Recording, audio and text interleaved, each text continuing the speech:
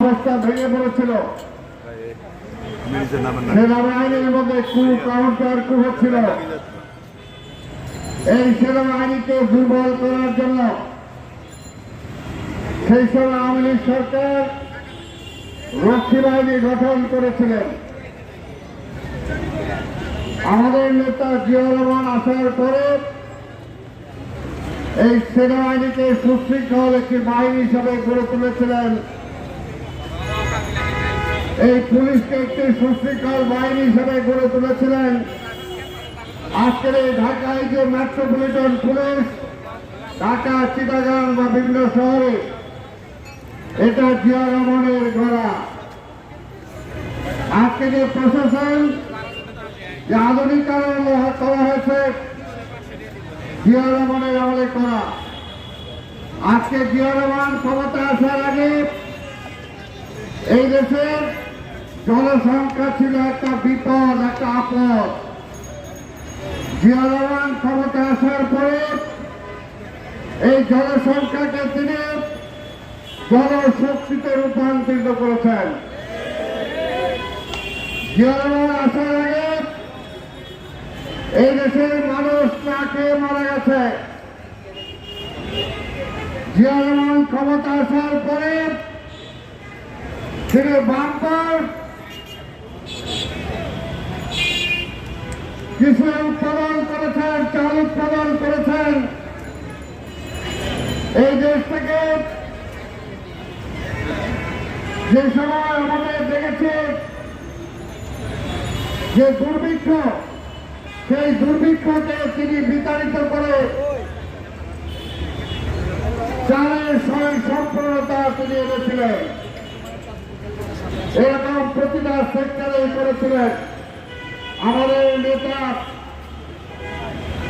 তারেক রহমান ঠিক একই কায়দায় তিনি প্রমাণ করেছেন যোগ্য বাবার যোগ্য সন্তান, যোগ্য মায়ের যোগ্য সন্তান। তারই পথ ধরে আওয়ামী ফ্যাসিবাদ ক্ষমতায় থাকাকালীনই যে 31 দফা ঘোষণা করেছেন, 31 দফার প্রথম 4টি দফায় যদি আপনারা শুনেন তাহলে বুঝবেন তিনি কি চেয়েছেন। সেই সময় 5ই আগস্টের পরে না, 5ই আগস্টের আগে তিনি এক নম্বরে বলেছেন জনগণের গণতান্ত্রিক অধিকার পুনঃপ্রতিষ্ঠার লক্ষ্যে সংবিধান সংস্কার কমিশন গঠন করতে হবে। তার থেকে সংস্কার করছেন, কমিশন করেছেন, সেটা তো তারেক রহমান ওই সময় 1 নম্বর দাবি হিসাবে তিনি দিয়েছেন। আর অনেকে বলেন বিএনপি নাকি সংস্কার চায় না। আমরা সংস্কার চাই। সংস্কার আর বাতিল এক কথা না, এটাও বুঝতে হবে আপনাদের। 2 নম্বরে তিনি বলেছেন সম্প্রীতিমূলক রাষ্ট্র ব্যবস্থা, রেইনবো নেশন, জাতীয় সমন্বয় কমিশন গঠন। জাতীয় সমন্বয় কমিশনের কথাও তিনি আগেই বলেছেন। কি বলি নাই আমরা? 3 নম্বরে আছে অবাধ সুষ্ঠু নির্বাচন অনুষ্ঠানের লক্ষ্যে নির্বাচনকালীন দল নিরপেক্ষ তত্ত্বাবধায়ক সরকার ব্যবস্থার পুনঃপ্রবর্তন করতে হবে।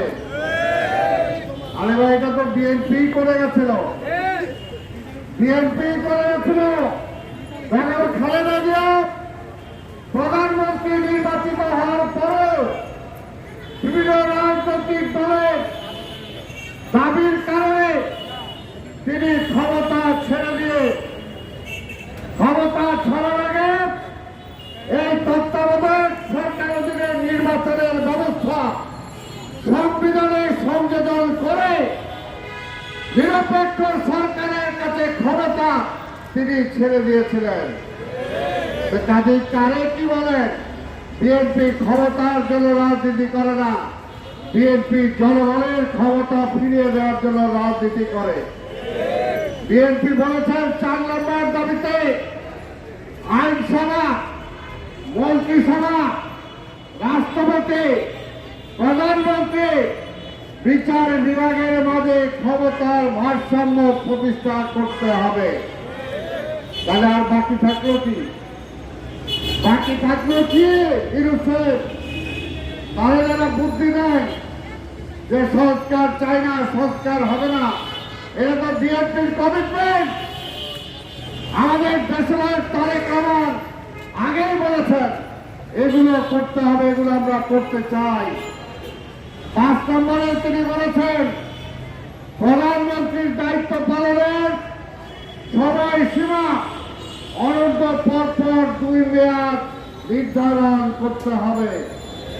অর্থাৎ একেবারে 2 বারের বেশি কেউ প্রধানমন্ত্রী হতে পারবে না। তাই স্বৈরাচারটা কিভাবে হবে? এইটাই তো আমরা বলেছি।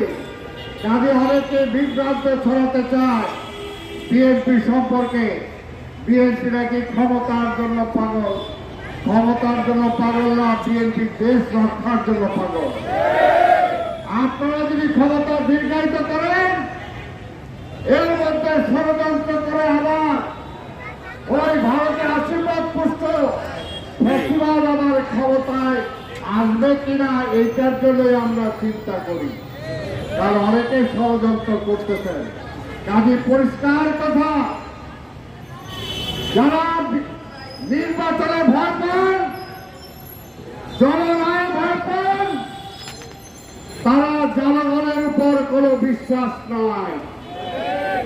বিএনপি জনগণের রায় চায়, জনগণের ভোটের অধিকার ফিরে দিতে চায়। তাই পরিষ্কার কথা, যারা নির্বাচনের বিরোধিতা করে তারা ফাঁসিবাদের দোষর। আমরা নির্বাচনে বিশ্বাস করি, আর জনগণ কারো কেনে না। জনগণ যাকে ইচ্ছা তাকে ভোট দিবে।